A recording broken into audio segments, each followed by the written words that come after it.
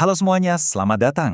Kali ini kita bakal kupas tuntas soal perjalanan membangun rasa percaya diri. Benar-benar dari nol ya. Ini bukan soal trik-trik murahan, tapi soal gimana caranya bangun fondasi yang kuat buat perubahan diri. Oke, kita mulai ya. Dari satu kutipan yang keren banget. Ini benar-benar ngebalikin semua pemikiran kita soal apa itu percaya diri. Ternyata, percaya diri itu bukan soal jadi yang paling berisik atau paling vokal di satu ruangan. Justru, kebalikannya. Nah, ini dia yang disebut paradoks kepercayaan diri. Gimana kalau ternyata percaya diri yang sejati itu bukan soal banyak omong, tapi justru tentang ketenangan? Yuk kita bedah lebih dalam lagi. Gini, kebanyakan orang mikir percaya diri itu datangnya dari punya segalanya.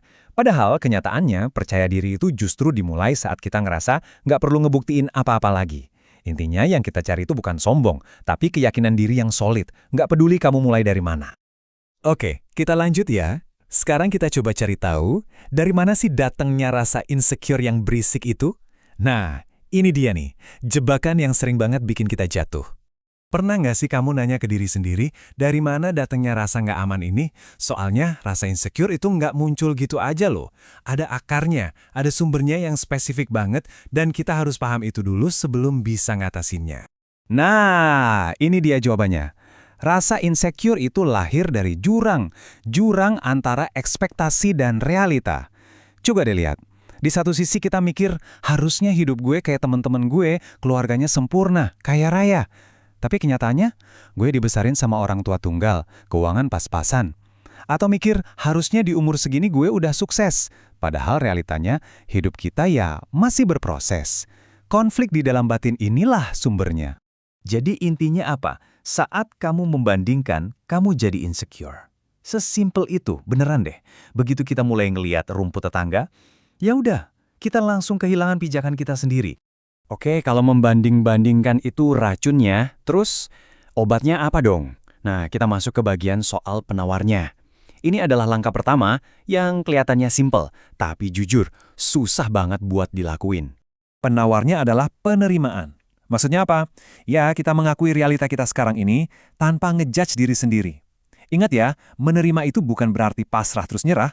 Justru sebaliknya, ini adalah titik awal buat kita bisa maju. Ada satu cerita nyata yang dalam banget nih. Jadi, ada seseorang yang dibilangin sama ibunya mantan pacar, kamu miskin dan dari keluarga broken home, putusin aja anak saya. Bayangin deh, rasanya itu benar-benar malu luar biasa. Sakit banget kan, waktu realita kita diungkit-ungkit buat ngejatuhin kita. Tapi, di titik itulah ada pilihan. Alih-alih tenggelam dalam rasa malu, kita bisa bilang ke diri sendiri, oke, ini realita gue terima. Terus langkah selanjutnya apa? Nah, ini momen perubahannya.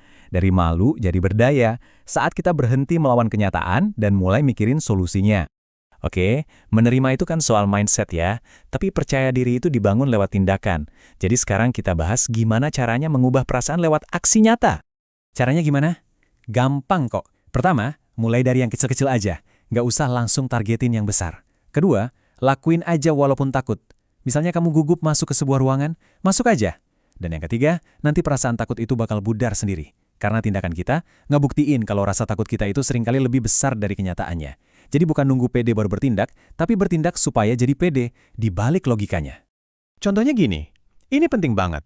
Kalau kamu coba ngomong di depan 100 orang di percobaan pertama, yang ada kamu bisa trauma. Tapi kalau kamu coba ngomong di depan 5 orang dulu, nah itu baru namanya kemajuan. Jadi ukurannya harus pas. Kayak belajar berenang, ya di kolam yang dangkal dulu, jangan langsung loncat ke laut. Oke, jadi kamu udah bisa menerima realita dan udah siap buat ngambil langkah-langkah kecil. Sekarang, ada 2 alat utama nih yang kamu butuhin buat ngebangun kepercayaan diri kamu seumur hidup.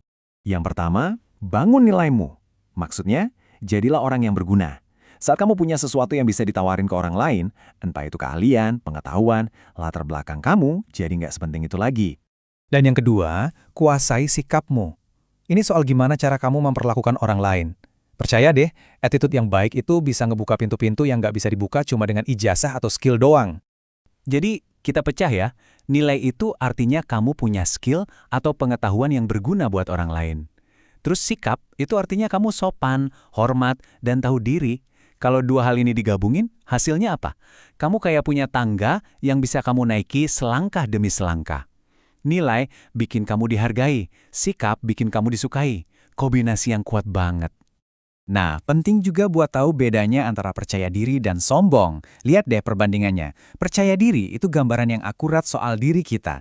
Orang yang pede akan bilang, saya sedang berproses, saya membuat kemajuan. Tapi kalau sombong, itu gambaran diri yang dilebih-lebihkan. Orang sombong bilangnya, saya sempurna. Kelihatan banget kan bedanya? Dan sebagai penutup, ingat satu hal ini baik-baik. Hidup ini bukan soal jadi sempurna, hidup ini soal terus membuat kemajuan. Inilah yang merangkum semua perjalanan kita dari rasa malu sampai akhirnya jadi yakin sama diri sendiri. Jadi, fokus aja sama progres kamu, sekecil apapun itu, bukan sama kesempurnaan. Itulah kunci kepercayaan diri yang sesungguhnya.